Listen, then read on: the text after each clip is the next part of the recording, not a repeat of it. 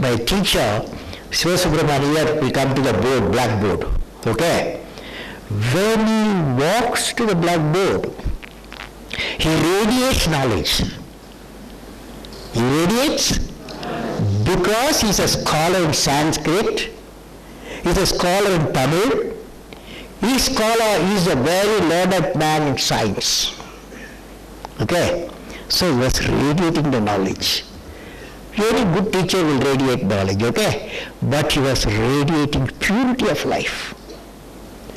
Purity of life he was radiating because he was a Gandhian.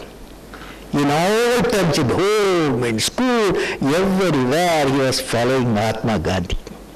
Simplicity to the core.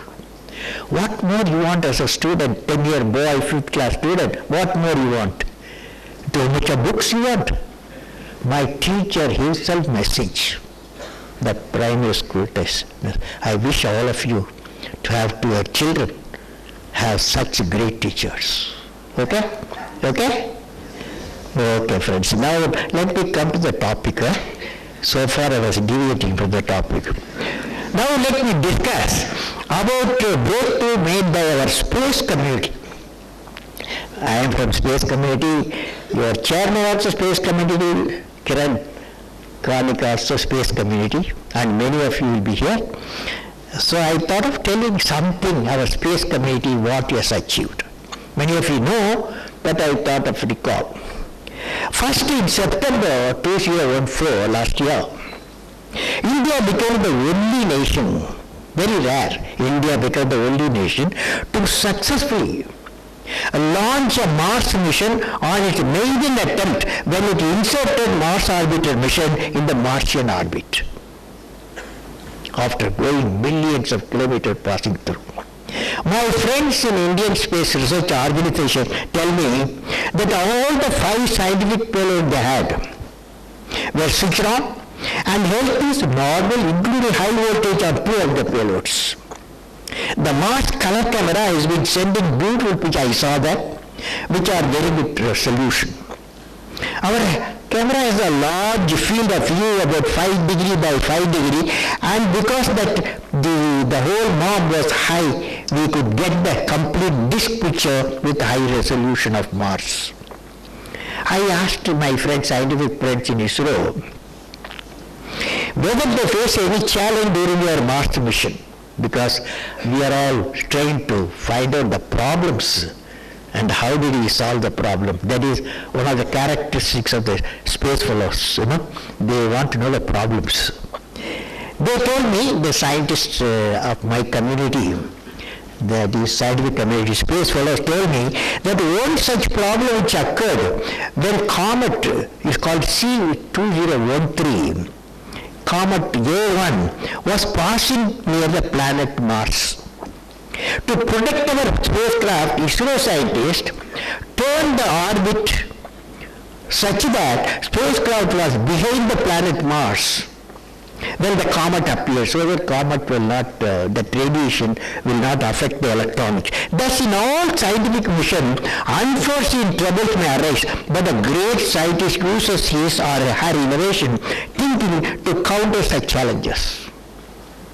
Friends, young friends, as you all know, India's successful mission to Mars was preceded by the successful voyage of Indian Space Research Organization to the Moon in 2008, when it discovered presence of water on the lunar surfaces. India is now planning a much bigger Chandrayaan-2 with an indigenous rover and lander using GSLV by 2016 or 2017, next year to next year. Now, I go to from our type of society what we live. Let me now discuss about the societal transformation which we are witnessing. I am going to talk to you growth of knowledge society, because we are all in the midst of knowledge society. During the last century, the world has undergone a change from agriculture society,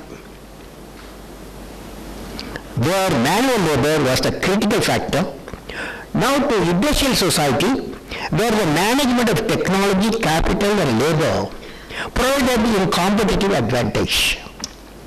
Then the information era was born in the last decade, where connectivity and software products are driving the economy of a few nations. In the 21st century, the present century, a new society emerging where knowledge is the primary production resource instead of capital and labor. Knowledge becomes the knowledge society is powered by innovative capacity. Efficient utilization of this existing knowledge can create comprehensive wealth of the nation, and we have seen some nations are like that, and also improve the quality of life in the form of a better health, education, infrastructure, other social indicators. The ability to create and maintain the knowledge infrastructure, develop knowledge workers, and enhance their productivity through creation, growth, using new knowledge will be the key factors in deciding the prosperity of this knowledge society.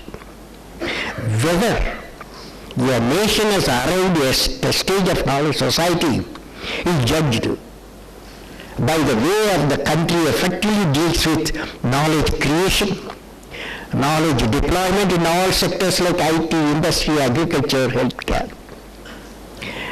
Now, let me elaborate from knowledge society. I am going to elaborate on prevailing global conditions.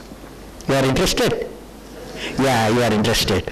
So, now let me elaborate prevailing global condition, because we belong to the globe, planet Earth, which is a matter of concern to political system, societal system, industrial system also. Now, in the recent scenario of a global economic turbulence, both in USA and Europe, to some extent every nation has a part in it, I reflected on the question, is a new system emerging? Some new system emerging. Many recent events came before my mind.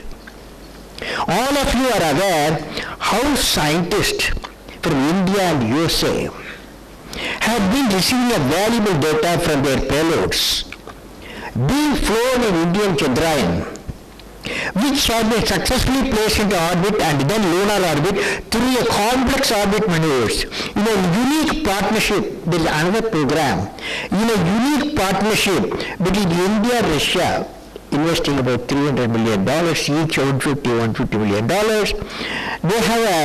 They have built what's called a supersonic BrahMos cruise missile, has been realized and available for both countries for global market. The business has become $7 to $10 billion. $300 million investment. That business have gone to the about $7 to $10 billion. We have seen international experts partnering the Indian agriculture scientists, administrators and farmers when they brought about the first green revolution, and they continue to engage the discussion to meet the current challenges. Today, major Indian software firms and many entrepreneurs in India are part of the software progress. Our friend Chairman Karnik is well aware of it, not through NORSCOM, the part of the software progress of the world. In manufacturing sector, we hear Indian companies are acquiring companies from other parts of the world. Of course, we have to advance in a big way in the manufacturing sector.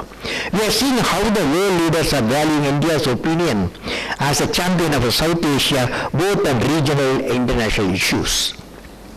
Now, I want to experience I thought of share with you.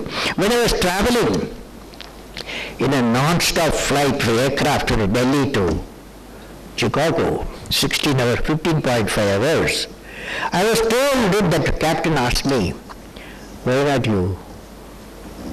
you come to my place and see all my control system? He was very willing to explain. And he told much of his controls were software driven, mostly probably developed in India and some other country. When I presented my credit card, I was told in USA, I was told that it was being processed in the backend server located in Mauritius. When I walked into software development, house in Bangalore, when I walked into software development house in Bangalore, number of people, places are there, I was fascinated to find that truly presented a multicultural environment when I visited their lab. A software developer from China, working under a project leader from South Korea, working with a software engineer from India, and a hardware architect from the US, and a communication expert from Germany, all were working together to solve a banking problem in Australia.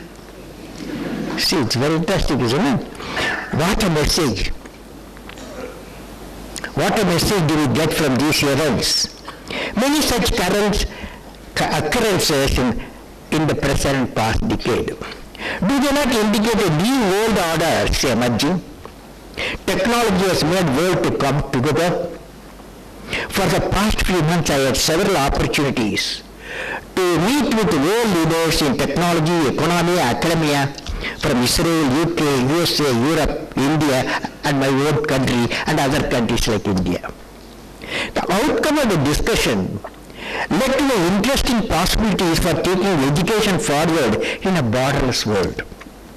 During my visit to UK some time back, I addressed the World Youth Congress in Liverpool, UK, where I interacted the youth from many countries. Irrespective of the nation, there was a resonance in thinking. Most of when I interacted with them and the discussion, there was a resonance in thinking, how are we going to live in a peaceful and prosperous world? See, I have myself last 2 decades in India. I have met about 19.5 million youth, and they are the age group of 14 to 22. Now the message, wherever I go, they want to live a prosperous world and a peaceful world.